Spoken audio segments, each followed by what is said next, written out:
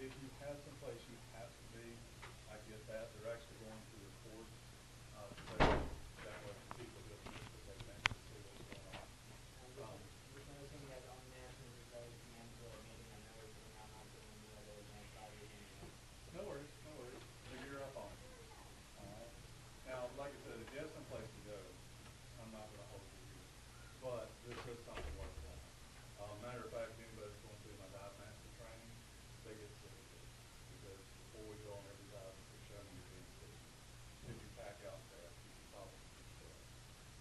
And if they can't show you the DMPs, they don't participate. That sound good to you? All right. Hopefully you learned something there. Hopefully. All right. Where's my roster at? Is it made it around? All right. That's real good. I want everybody to get one of these. Pass that around, and then we'll get started. While we're passing that around, let me tell you where these came from. This might help you, Alex. A long time ago, I couldn't tell you the exact year, my wife and I were actually able to do a dive ourselves. That doesn't happen a lot. Usually we're with students or with somebody else, and so we're always apart. We were pretty excited about it. Jeanette and I got our gear up, got it on, hopped in the water, went and did a dive, hopped out. It was a really cool day. I had an advanced student sitting next to me. Honestly, I'm not just throwing that out there. And he goes, "Ha! I got you." And I said, "What do you mean you got me?" He says, "All the stuff you taught me in open water, you and your wife did not do just now. Y'all teach one thing and you do something else." And on perception, I actually understood what he was saying. And I was like, I can see how you would understand that. I said, but let me explain to you what we just did. The boat pulled up to Horseshoe Reef. I've done Horseshoe Reef about 150 times. I can tell you on the west end it's 45 feet deep. I can tell you on the south end it's 35 feet deep.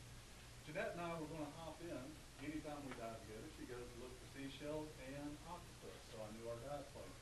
The boat told me we could only be there for an hour and a half. So I knew the dive time plan. And we hit all our goals, but you are correct. She and I never verbally discussed what we were going to do. It's that we had done these dives before, and we were doing the same dive over. And so because of that one student, I set off about 10 years ago to find a systematic approach to planning and conducting dives to where people can be on the same page simply and dive. And so hopefully this will answer some of those questions you might have that you went over. Now, where did you get your certification the first time? What was the agency? Maui? Okay, so you probably know a little bit about the gas sciences that we'll go over today. That's good. All right, does everybody have a piece of paper? All right, well, I'm going to be walking back and forth, but what we're going to be going over today is what we call the dive management techniques. It's a tried and true practice. Y'all have been using something like this your entire life. You can just hand that back to me, Al. Thank you. It's just a practice of how to conduct an event. It doesn't matter if it's scuba, it doesn't matter if it's soccer, football, anything you do, going camping, there's a certain phase of activity that has to exist before you can actually conduct an event. Y'all agree with me on that? All right. If you divide these events up into three sections, the first one being long-term planning. If you went through NAUI, that should sound real familiar. I'm a NAUI course director. What is long-term planning? Hey, Dave, you could probably do something for me since my clicker's so far away. You probably click with me. I've been called worse than a clicker before. Yeah. What do y'all think long-term planning is? I hate to tell you, I ask a lot of questions and I'm patient. Come on. Help me out. What's long-term planning? You're not going to get it by looking at my cheat sheet.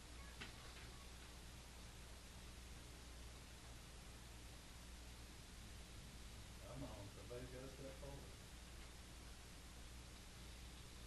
What would be a long-term plan to an activity? Go ahead.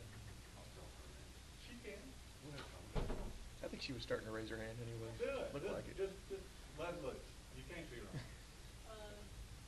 Whenever you plan something and it just goes on for a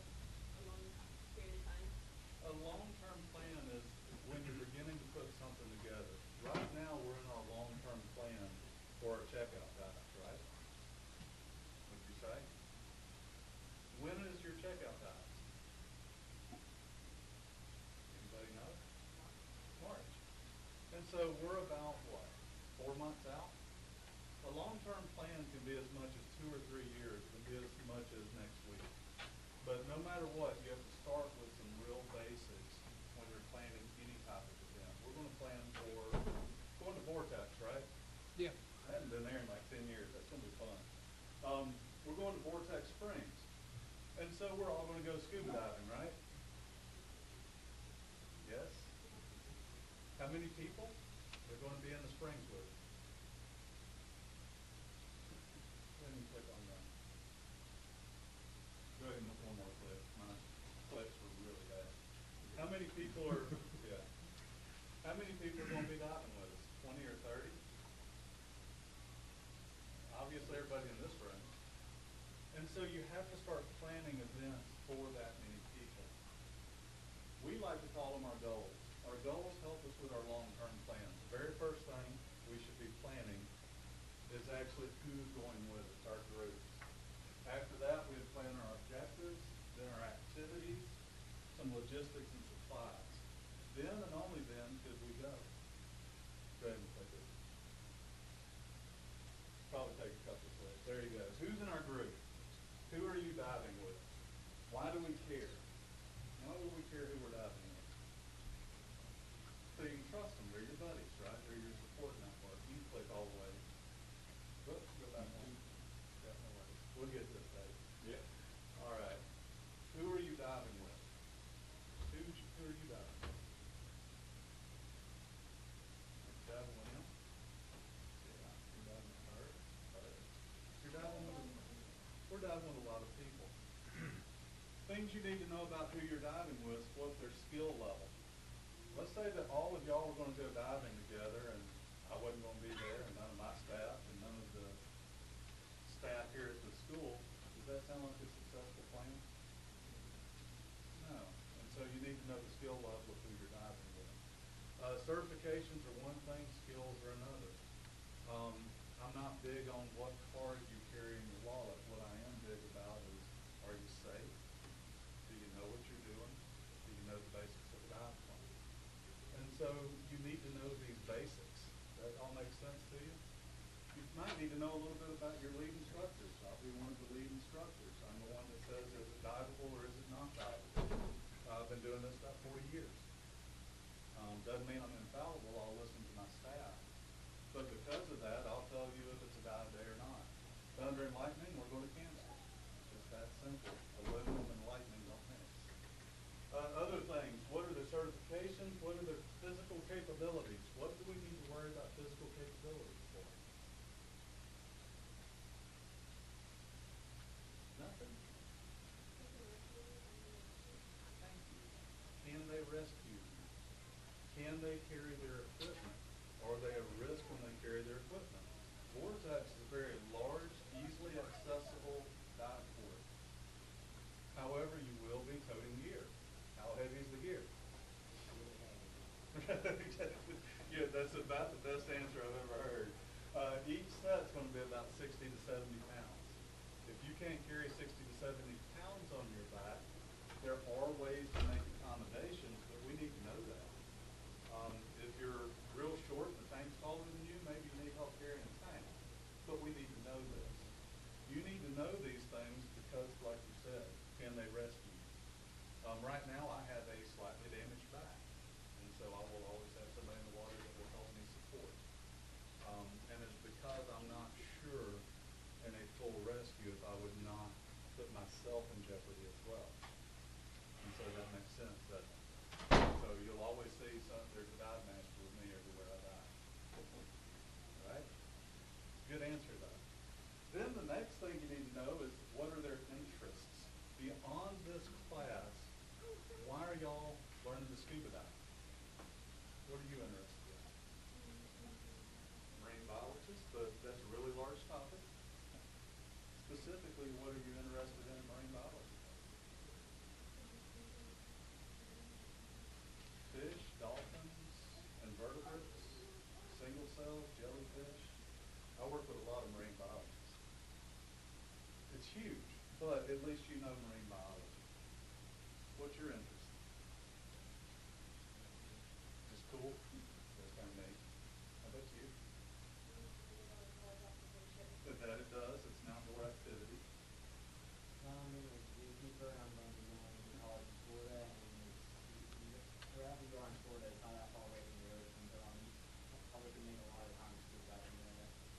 work with a lot of scientists and animal keepers that know to scuba dive just because they have to clean the exhibits or they have to do wellness checks.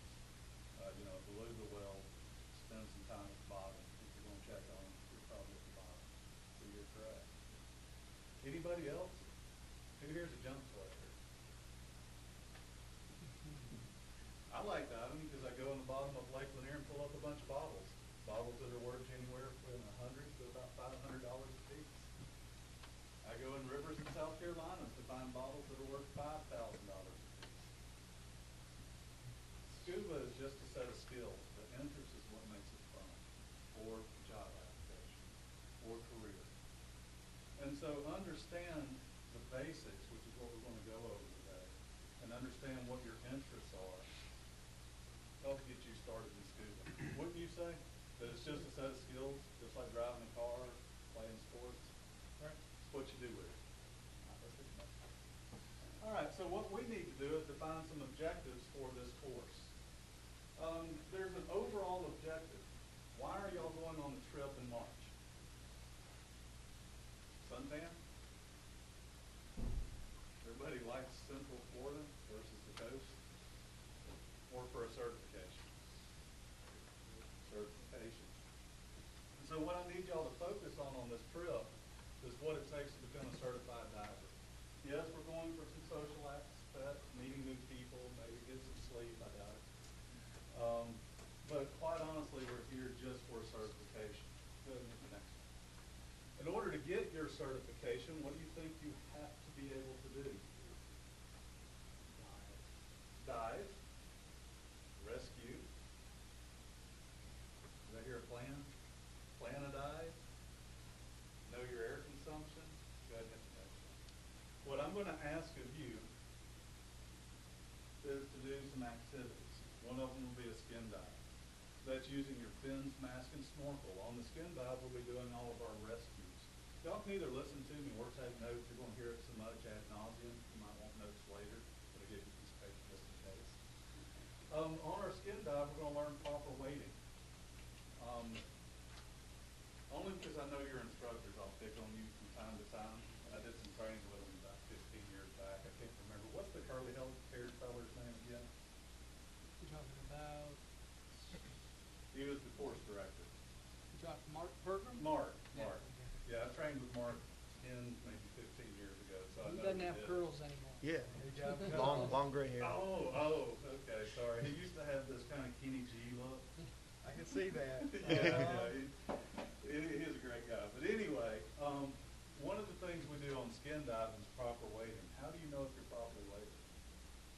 It's in your book. I know Ray goes over proper weighting. Just enough to float about eyebrow level. Does that sound right? We'll do that on skin diving. We're also going to do rescues. Why would I do rescues on skin diving? Nothing? Y'all just get back from dinner? No, go ahead. They can, and the most difficult skin diving. If I wanted it perfect, we do it in the classroom, right? And so we're going to learn how to rescue on skin dive because it's the most difficult way to learn. You're going to learn in-water rescue breathing, higher diver pose, cramp relief, all sorts of good stuff. Once we get done with skin diving, we're actually going to get into some gear skills. Gear skills on scuba. You're going to remove and replace everything other than clothing that is on your body. You'll take your mask off underwater, your VC off underwater, your weight system off underwater, your fins off underwater. Why would we do that? It all breaks. It all gets tangled. And you need to be able to take care of yourself underwater safely. Does that make sense? Now from there, we're going to learn buoyancy control. I've got 4 basic rules, and y'all get to tell me what my 4 basic rules are at the end of this PowerPoint. But one of them is swim everywhere you go. And so we're going to learn how to use our equipment to stay neutrally buoyant underwater. I'll get to that in a big deal here in a minute. Then navigation. It would be nice to know where you're going and how to get back. Now, some of you are going to go beyond just the 40, right? If you're navigating, do you think you should be able to use a compass to get back and forth from a boat? Or do you think you're just gonna swim till you run out of air, come up and look for the boat? Use of compass. Because if you just kind of go in one direction and swim, the come back to the boat's a really long trip. You'd be surprised how far away you get away from the boat with a pair of fins, even when you think you know where you are. All right, and then from there, some basic buddy skills.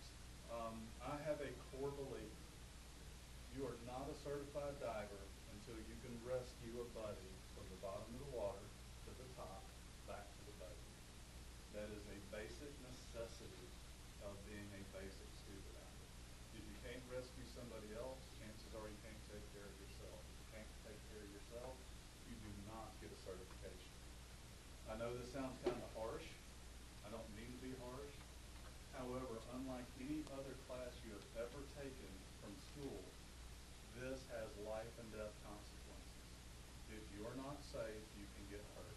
I will never consciously put somebody in harm's way. And so at the end of this class, me and Jeanette will sit down, probably with the staff, and say, did this person meet our objectives? Are they safe? Can they move forward? If not, what will it take to get them there? It's not that it's just we're going to give up on them, but we will ask the question, what else do they need in order to be safe? Does that sound fair to y'all? Once you have all this, then we need to get into logistics. What do y'all think you need to know about your site? We're going to Vortex Springs, right? What do you need to know? Freshwater or saltwater makes a difference. You've read that much. What else would you need to know about the water? Temperature's huge. What else? Turbidity. Anybody know what that word means? Anybody on this right? Come on, what's turbidity? How clear the water is. Can you see? At certain times of year, there's going to be algae blooms. If I can't see my students can't see me, I have to change my ratios, don't I? When I dived Lake Lanier, I had a 1-to-2 ratio. That's because I have two hands. I can grab hold of both students if things go wrong. And so we need to know turbidity of the water. How about surface conditions? Do we need to know those? How warm or cold it is? What does the restrooms look like? Is there a snack bar? Do we have water? What is our emergency support? These are all things I need to know from you before we go on this trip. And so that sheet of paper in front of you, I want you to do a little research on Vortex Springs. I also want to know about the animals in Vortex Springs. What type of animals can we encounter? If we encounter animals, are they aggressive or non-aggressive? That all make sense to you? If they're aggressive, are any of them poisonous? If they're poisonous, what do you do? What do you think the number one animal in that spring is going to be? Eels? Do the eels migrate in March? I haven't been in We've March. we've not come across eels. So none of the conger eels, none of the grass eels? That's cool. The congers are the ones that kind of make me nervous. That should be Mayish. Those are real big eels. What else? What else do you think you need to know about your logistics? Cart. You talking about the crooked back cart? Yeah, the ones that are like 3 or 4 feet long. Yeah, those are cool. With all the foreign backs. Yeah. Yeah, that's really. We seen a small eel at night, the night dive we did. There was some small eels. Okay, so probably little grass eels then, about Yeah, this they were big. little. Were they coming out of the cave or? Yeah. Okay. Yeah, they were at the bottom of it down there. Yeah, probably the scariest I've ever been on a dive was over a stupid little grass eel. I was collecting bottles in a river, and I pick up this one bottle and it just vibrates in my hand and just scares the stew out of me. And sure enough, little grass eel came out of it. But anyway, what else should you know about your travel? How you getting there? Y'all doing buses, or does everybody meet at the springs? We'll carpool. Carpool? What's your contingency plan?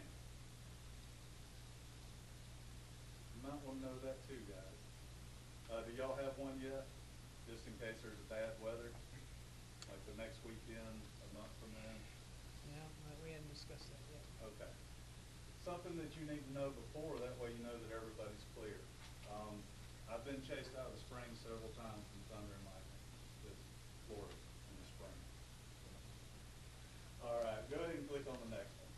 Any questions on the goals? Nope. All right, then and only then can you pick your supplies. What type of supplies do you think we need to know for the springs? The springs water temperature will be no more than 72 degrees. Surface temperature should be about 85 degrees. We should have visibility between 80 feet to side.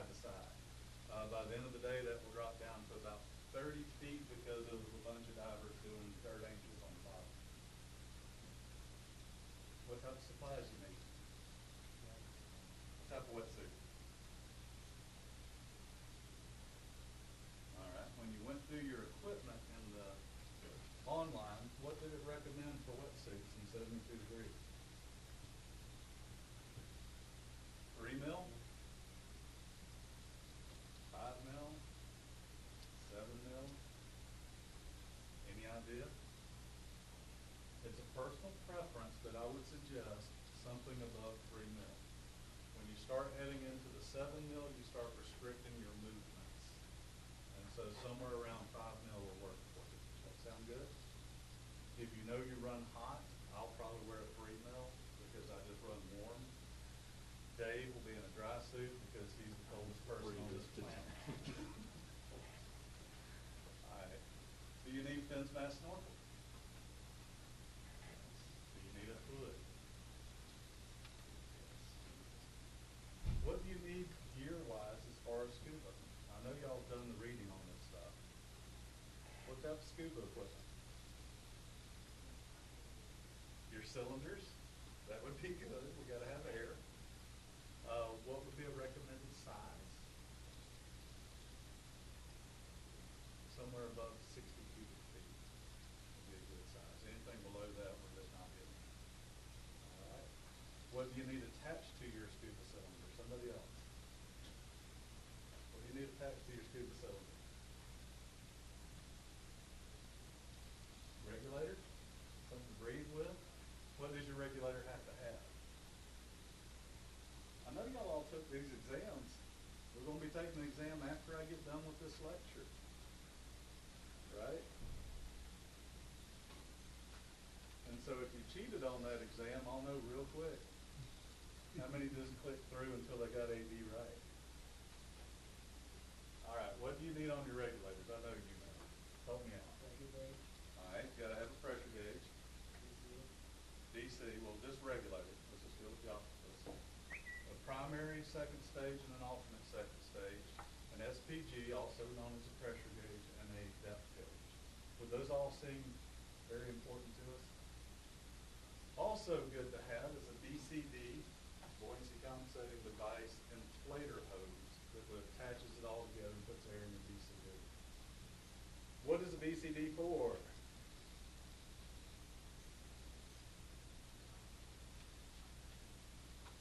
Any idea? It's that big jacket you wear. Yeah, if you know, answer. All of them probably know. They don't want to answer. I know.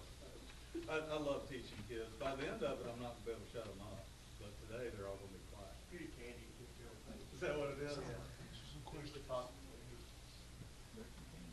What is a buoyancy compensator for, guys? That's the vest you wear underwater. Does it go up and down? Did you read that it goes up and down? Or is it to be neutral underwater? It's to be neutral, okay? That's why air can come in and out of it. My number 2 rule is swim everywhere you go. There'll be a quiz on that. You don't use your BCD to go up. You don't use your BCD to go down. You strictly put air in and out of it to remain neutral underwater. Go ahead and click. All right. That is the goals. Does anybody need a break? That is our long-term plan. I want y'all to go through the goals before we meet the next time. Right? And so when I meet y'all at the pool, you should be able to tell me something about vortex springs. You should be be able to tell me something about the equipment that we're using. You should be able to tell me what a BCD is for, agreed? You should be able to identify each individual component of a regulator. Does that all sound like worthy goals before we get to the pool? All right. Anybody need a break? Okay. Once we get to the pool and then to the lake, we have to set up. That's the second phase to scuba. First phase is the goals, right, which is long-term planning. The second phase is to set up and get ready to dive. It doesn't just happen by accident. Scuba is an equipment-intensive sport. Would you not agree, Alex? Yeah, somewhere around 70 pounds worth of hardware in a bag that you're going to be lugging around and making sure that it works. I feel like a turtle. You do feel like a turtle. It is life support. You have to treat it as such. If you're a rough on my regulators and they break, I can only fix so much in the field, and then eventually you'll just be sitting there getting a suntan. So take care of the stuff. Sound good? All right, now, in order to set up, if you would think about gear as your activity, it will help you set up and get prepared for a dive. So go ahead and click. The first one is geography. You need to know your setup area, what's available. I don't see any stark redheads. You're about as close as we got. You sunburned easy? Okay, so sitting out in the Florida sun, what do you need to make sure that you're safe? And a really big hat, maybe a blanket. Me too, I burn easy. And so you need to know your setup area. We will be in the sun from sun up to sundown, and if you burn easy, plan accordingly. These are things that nobody tells you about scuba until you look the color of a lobster. Then it's a pretty painful day. You need to know your terrain features of the aquarium. We're diving in vortex. Somebody tell me something about the terrain feature of vortex.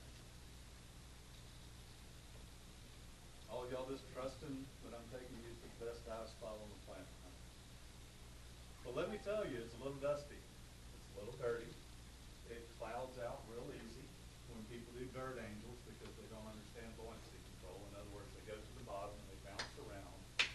This huge cloud of dust kicks up. Now, fortunately, it clears out. Yes?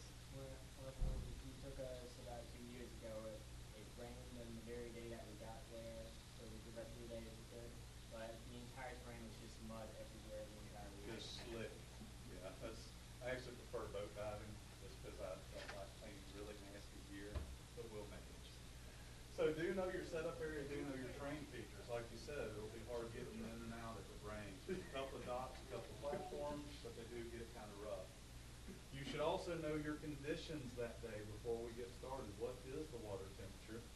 What is the forecast for the day? How do things look? These are basics before you even start setting up. Why do you think these are basics? Because before you get in the water, you have to ask yourself one question. Is this dive safe to dive? If you don't know this, is it safe? Have any of y'all ever been surprised outside by a freak rain and thunderstorm? I bet you the weatherman knew, but you didn't. And so every day we're going to discuss these before we go. Then last but not least, on the geological information, what are the laws? What are the local laws? How many people here are interested in spearfishing? I know I am. I didn't get this size by accident. I love eating. And so spearfishing. You cannot spearfish in a lake in Georgia with game fish. That makes a difference. I promise you, in a Florida spring, if you show up with a spear gun, they're not even letting you in the door. And so know your local laws. Do you have to fly a dive flag? Everybody knows what a dive flag looks like? Dave's Cup.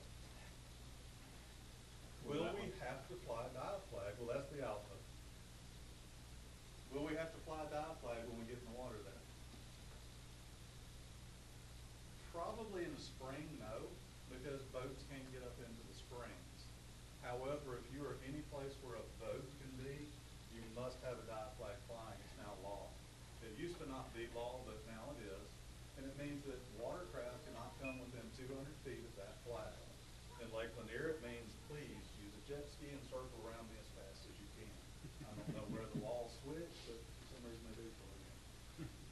But know your local laws and what you have to do. Do you have to be certified or with an instructor to scuba dive in Vortex Springs? Definitely. And so you cannot get in the water unless I or my staff says go get in the water. Sound good? Next thing, emergency plan. You should know two different emergency plans. You should know your top water.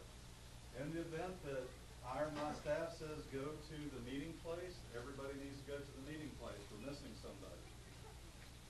Does 911 work? What is the recall for divers there? These are all things you should know for every single dive you ever do.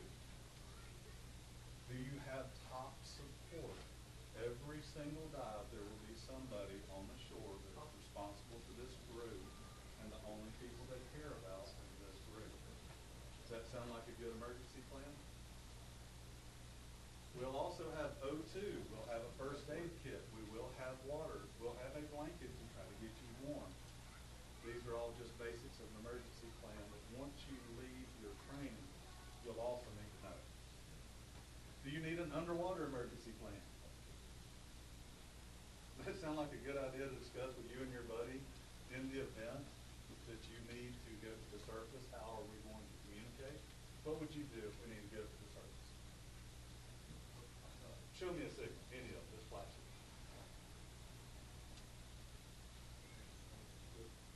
What would you do? Yeah, what's your signal?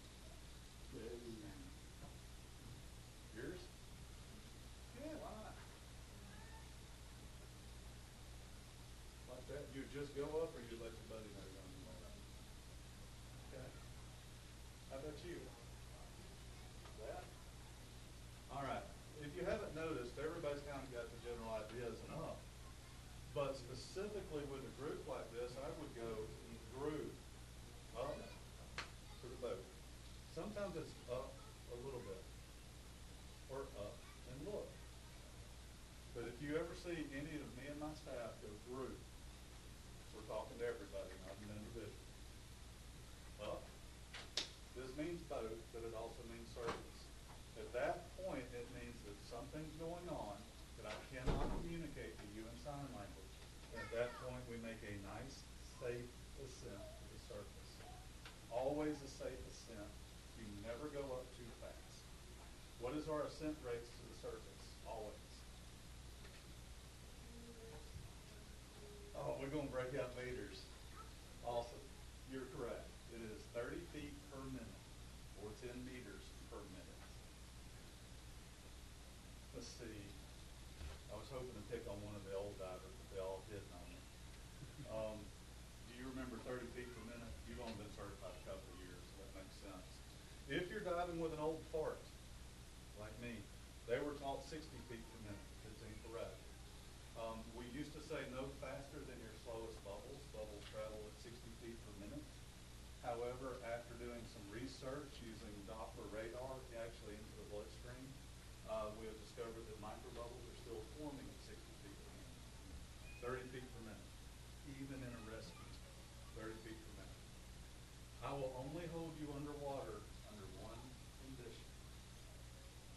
If we're going under and you want to go up, and I see you shooting to the surface, holding your breath, I will hold you until I see bubbles. We will go to the surface, I promise. I am not being mean. I am being safe. And then slowly, we will go to the surface and discuss whatever went wrong, okay? The worst thing you can do is shoot up too fast in scuba, and that is a huge part of your underwater training. What other communication should you know? Danger? What would you say danger is? I point and go like this. It's not universal. It's just what I do. I'll go, in other words, stop. Actually, I had a student thought that meant grab. They almost grabbed a poisonous stonefish. However, this means stop. This means danger. Okay, stop, danger. How about air? Would it be nice to know how much air everybody has? If I look at y'all and go like this, it's not some weird golf clap. Oh, you did so good. It's how much air do you have? How would you tell me how much air? No idea? Well, that's watch, actually. This is compass. How would you tell me how much air you got? I was actually pointing at him. I'm trying to quit picking on the same people. All right. If you consider each finger on your hand 500 psi, the average tank has 3,000 psi. It'd be 5, 10, 15, 20, 25, 30. That's 3,000 psi to me. If you had 17, it'd be 500,000, 15, and a 2. Can everybody remember that? The reason why I do it that way with students is I'll look at you and go, the next thing I know, he's over there telling me how much air he has. All I have to do is look for flashes. I know it's 500s. It's amazingly synchronous. As soon as you go like this, all students start going at the same time. The first one to quit going like this is the one I'm concerned with because he has the lowest air. Does that all make sense to you? Other ways that you'll see it done is thousands here, hundreds here. Make sure when you're diving with a diver that you know their hand signals is what I'm getting across. Does that make sense to y'all? Okay. What else would you need to know in your emergency plan? How to rescue? Again, we're all going to learn that. Okay. Where's the boat? Where's the boat? The next thing you need to know are what are the activities on this dive. What is your dive plan? You should always know your maximum depth. Maximum depth and average depth are two different things. Maximum depth is the deepest you dive, period, during a dive. Does that sound agreeable? If we say the maximum depth on this dive is 60 feet, it doesn't mean 61. It doesn't mean that we're going to 60 feet for the entire dive. It means 60 feet is the bottom of the water. If I see somebody at 61, you will be escorted out because you didn't follow the dive plan, right? So if you know I'm that serious about it, would you plan to dive to 60 feet if you know it's your maximum depth? No, how about 50? That gives you 10 feet to mess up. I kind of like that plan a lot better. You also need to know how long. In the online course, I went over tables a little bit, right? What are tables based on? Your nitrogen exposure limits. That all kind of ring a bell, just a little. At least read that somewhere in the chapters. That's what dive tables are for. And so you look at your dive table and that tells you how long you can dive. A 40-foot dive can be done for 130 minutes. Your thermal capacity will not last 130 minutes. And so what we'll probably do on your first round of diving is it'll be about 40 minutes for dive 1. And it'll probably no more than about 40 feet. Does that sound good? And so does that sound like the beginning of a plan? You also need to know the rule of thirds. You never travel away from your exit point for more than a third of your air or a third of your dive time. So if we were going to go down a rope to an anchor and we were going to travel out and we had 3,000 psi, that's the pressure in our tank, how far out would we travel? Rule of thirds. How much? 3,000. You'd only use 1,000. It's simple. I can add this without taking my shoes off. We'd only use 1,000 psi, and then you'd give me a signal. You'd go like this, which means pressure. Turn around. In other words, I'm at a third, so let's turn around. Let's say you get great air consumption, and we said we're only going to do a 40-minute dive, right? You can also do time turnaround. What would a time turnaround be for 40 minutes? Let's do 30 minutes just to make the math easy. 10 minutes, right? So you go 10 minutes out. Why wouldn't we go half? Emergencies. Yeah. This is supposed to be fun. It's not supposed to be this huge risk-taking endeavor. And so we would only go out 10 minutes or 1,000 psi, whichever came first, and we'd go back to the exit. It doesn't mean the dive day's over. It just means we need to know where we are at that point in the dive. We'll play around at the exit, make sure we cloud it out for the next guy, few bird angels, and then get out. At a minimum, when it comes to this, we want to know that we have 500 psi or more in our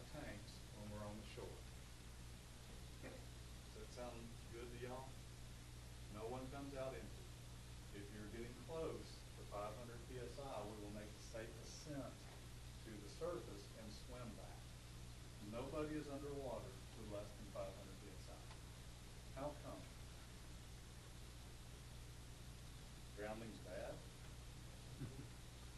Also, you have a bunch of analog gauges, guys. Don't trust them. Don't trust the equipment. An analog gauge is just like the gas gauge on your hand. How many people here drive? Couple? Of those that drive, how many people have run out of gas? How many people that have run out of gas swore they still had gas in their car? The gauge on your tank is identical, guys. It is an approximate of how much air is in that tank. I've seen people breathe and they're on zero. I've seen people run out with as much as 200 PSI in the tank. It's just a stupid little gauge. It'll get banged on the way in. So 500 PSI. Agreed? All right. Then the last thing you need to know about your activity is what are you doing? Are we counting fish? We're trying to find a couple of grass eels, maybe some crooked back carp? Or are we actually doing gear removal and replacement drills? Are we doing rescue drills? Always know what the drill is before we get in the water. Ask. If you didn't hear it, ask. During the briefing, when we're talking, everybody is to be quiet and you're to quit touching your gear. You'll see my staff does the same thing. When the briefing starts, everything stops. That way you can hear specifically what we're doing on that dive. That sound good? And I'll actually wait. I'll just sit there and stare at you. I get it. Sometimes you got to get that strap. Everything in the world depends on getting that strap around and you just can't stop. I'll wait. And ask questions. And ask questions. If you didn't want the understand. hand signal again, ask the question. It's better to ask on the boat than underwater. What? Yeah, would. Oh no. My favorite is, where is the boat? It's always followed by, oh no. So. All right, guys, next one. Then the last thing you do is you get ready. Before you ever get in the water, you check your gear and you check your buddy's gear. Gas supplies, that's your air. But it's just called gas in the industry, a little bit of slang there. If you're doing 2 dives that day, check both tanks. Now, Vortex Springs will probably have 1 tank for each of you, and you'll constantly be filling it. But always make sure you have enough air. The amount will go over at the full deck, but it's always stamped onto the tank. Different tanks hold different amounts. Get your kit set up. That's all your equipment, your BC, your fins mask snorkel, your regulators. Get it all set up. Make sure it's okay. Make sure you have your weights. Somebody in this room will hold up 1 dive because they don't have their weights. I promise. It's probably me. But somebody will forget their weights eventually. Once you have everything you need, make sure it's secured. How many people keep a perfect bedroom? Neat. Oh, I believe it. I don't. I try, but it's impossible. I want this to be the neatest thing you've ever put together. Once you have your gear put together, you know where your fins are, you know where your mask is, you put them together, all together. Why is this so important? So you don't lose anything where people don't step, kick on it, and break it. Mask gets stepped on real easily because you throw them down, you get out of the water, and it's like a garage sale. You take everything off because all you want is out of your wetsuit. Then you've got your trap spread out over 200 acres, and somebody steps on your mask. Keep everything nice and neat. We'll let you be the gear inspector with me. Just make sure everything's nice, neat, regimented. But make sure it's all nice. Once it's all nice, then go inspect your buddy's gear. Why in the world do we care about our buddy's gear? Why do you care about your buddy's gear?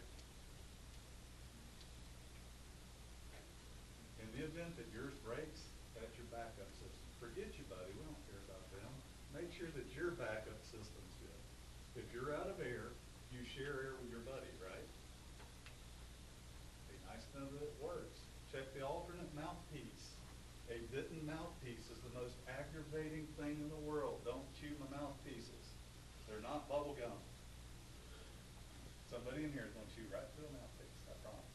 I don't know what it is, even, I've got professional divers on my staff, and about once a week, somebody bites to a mouthpiece.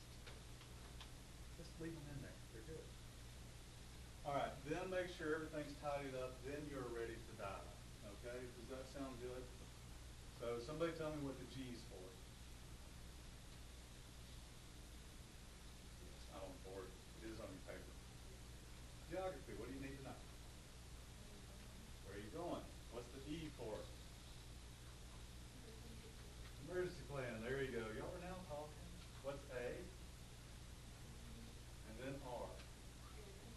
Alright, so when we're at vortex, I'm gonna say everybody gear up, you'll know what I mean. You should be discussing with you and your buddy your gear plan, the emergency plan, the activity, and getting ready. Right? Alright, I want everybody to stand up. We're gonna take about a 5-minute break this time. I'm gonna make it, and then we're gonna come back and learn how to dive.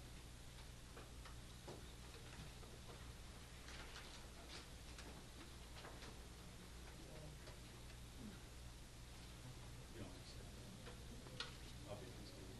Yes, ma'am.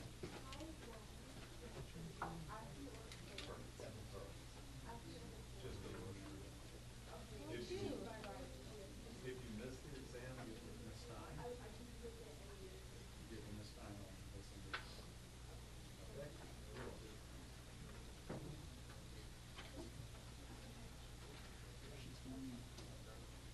Bishop Alex, right? She was standing back there under the where she was. Yes, she's in C203 also.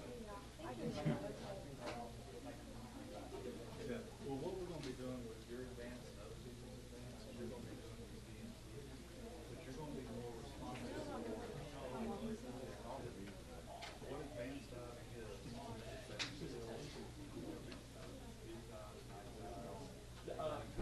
We're probably after the presentation, the best thing to say to you is from there, but yeah, you gotta go. I would say for the presentation, then get with Ms. Stein and sticking up.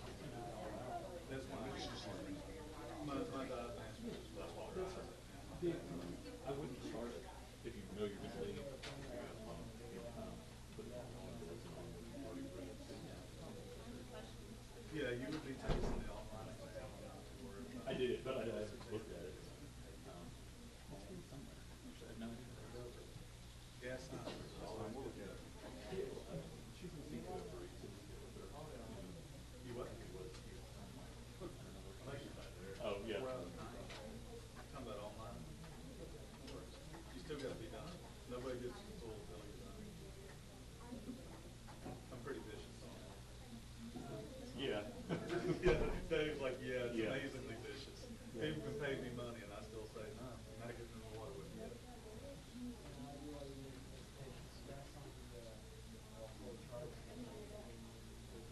I don't stress those as much till we're actually on site, because if you remember when you did your classroom, there's probably an hour, if not 2 hours of dive tables alone. People get confused. There's the wording on the tables that get confused, but if I show you on the dive site, you look at, how long can I stay at 40 feet? You look at it, you go 130 minutes. All right, guys, we can stay 130 minutes, we'll plan 40 minutes. That's all you need to know at that point.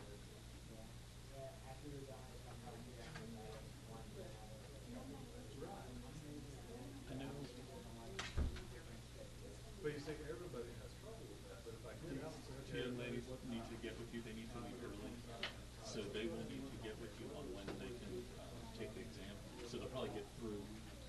If you want, I can take it Monday morning. you see, I